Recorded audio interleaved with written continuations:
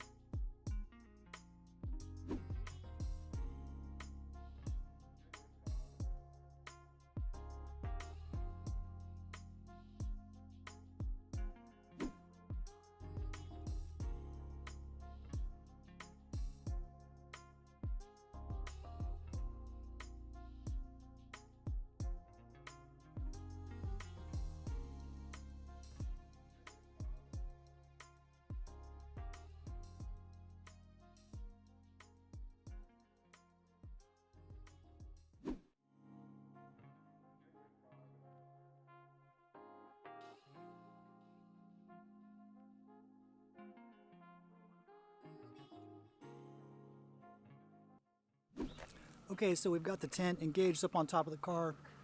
We were just inside sort of messing around with all the little bells and whistles, and now we're just gonna take it down. See, the wife's doing stuff over there.